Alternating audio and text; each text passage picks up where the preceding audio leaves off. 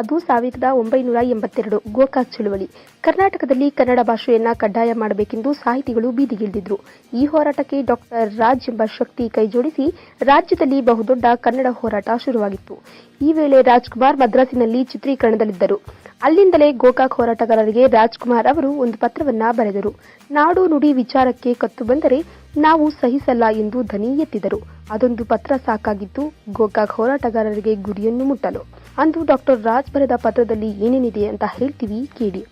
ನನ್ನ ಹುಟ್ಟುನಾಡಾದ ಕರ್ನಾಟಕ, ನನ್ನ ತಾಯ್ನುಡಿಯಾದ ಕನ್ನಡ ಎರಡೂ ನನ್ನ ರಕ್ತದ ಭಾಗವಾಗಿದೆ. ನನ್ನ ಬದುಕನ್ನೇ ಅವುಗಳಿಗಾಗಿ ಮೀಸಲಿಟ್ಟು ಕಿಂಚಿತ್ತು ಕಲಾ ಸೇವೆಯನ್ನು ಮಾಡುತ್ತಿದ್ದೇನೆ. ಈಗ ಕರ್ನಾಟಕದಲ್ಲೇ ಕನ್ನಡಕ್ಕೆ, ಕನ್ನಡಿಗರಿಗೆ ಕುತ್ತು ಬಂದಿರುವುದು ತುಂಬಾ ವಿಷಾದಕರ.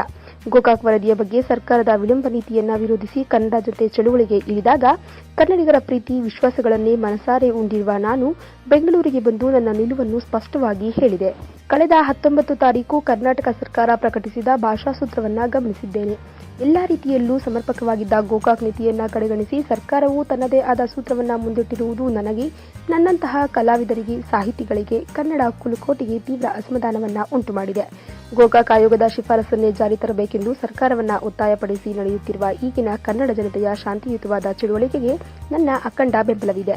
ಈ ಕಾರಣದಿಂದ ಕರ್ನಾಟಕದಿಂದ ಅಂದರೆ ನನ್ನ ತಾಯ್ನಾಡು ಮತ್ತು ತಾಯ್ನುಡಿಯಿಂದ ಯಾವುದೇ ಕರೆ ಬಂದರೂ ಇವತ್ತಿನ ನನ್ನ ಎಲ್ಲಾ ಶಕ್ತಿಯನ್ನು ನನ್ನ ತಾಯಿಗಾಗಿ ಮುಡುಪಾಗಿಡಲು ಸಿದ್ಧವಾಗಿದ್ದೇನೆ ಎಂದು ಡಾಕ್ಟರ್ ರಾಜ್ಕುಮಾರ್ ಅವರು ಮಹತ್ತರವಾದ ಪತ್ರವನ್ನು ಬರೆದಿದ್ದರು. ಈ ವಿಡಿಯೋ ಬಗ್ಗೆ ನಿಮ್ಮ ಅನಿಸಿಕೆ ಹಾಗೂ ಅಭಿಪ್ರಾಯಗಳನ್ನು ನಮ್ಮ ಕಾಮೆಂಟ್ ಬಾಕ್ಸ್ನಲ್ಲಿ ತಿಳಿಸಿ. ಈ ವಿಡಿಯೋನ ಲೈಕ್ ಮಾಡಿ, ಶೇರ್ ಮಾಡಿ ಹಾಗೂ ಮತ್ತಷ್ಟು ಸ್ಯಾಂಡಲ್ವುಡ್ ಅಪ್ಡೇಟ್ಸ್ಗಾಗಿ ನಮ್ಮ ಯೂಟ್ಯೂಬ್ ಚಾನಲ್ ಅನ್ನು ಸಬ್ಸ್ಕ್ರೈಬ್ ಮಾಡಿ.